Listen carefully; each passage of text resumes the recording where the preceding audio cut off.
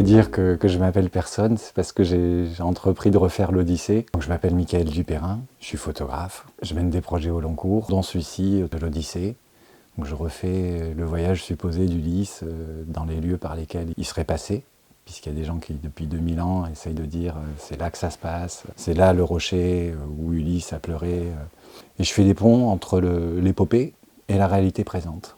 Donc ce livre est le premier volet de ce travail, il y en aura 2 autres à suivre. Il est sorti aux éditions Sun. Et donc c'est un livre qui est fait d'images et de textes, les deux s'entremêlant. Des images qui sont ici réalisées en cyanotype, donc vieillerie de la paléophotographie qui a cette particularité de donner des images bleues. Cette jaquette imprimée en sérigraphie, avec en filigrane une des images qu'on retrouve dans le livre. Et il démarre avec ces mots « Ici tout est vrai, ici tout est fiction ». C'est d'Aragon dans une lettre à Louis Hesse. Bon, comme on est entre nous, que vous ne le répéterez pas, je peux vous avouer qu'en fait Aragon n'a jamais écrit ça. C'est bidonné. Louis Hesse, c'est un quasi-anagramme de Ulysse. Mais chut, vous ne le dites pas.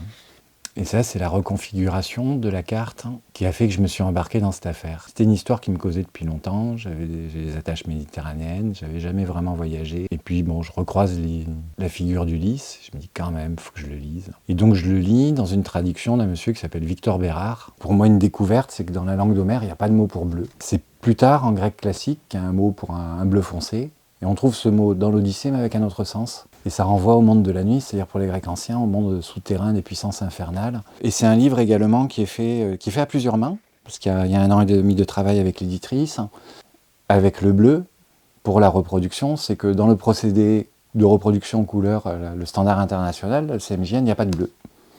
Donc après plein d'essais infructueux, en bicro, en tricro, en quadri traditionnel, Eric Guglielmi a eu cette idée de remplacer le cyan qui nous posait problème par un bleu, et donc il a inventé le BMJN. L'Odyssée, c'est un texte qui est lacunaire, que le mien est encore plus. Ce sont quelques passages de carnet de notes que j'ai retravaillés, refictionnés, entremêlés avec des recherches documentaires, avec mon expérience de voyage, avec ce qui se passe dans l'Odyssée, avec également plein d'autres textes.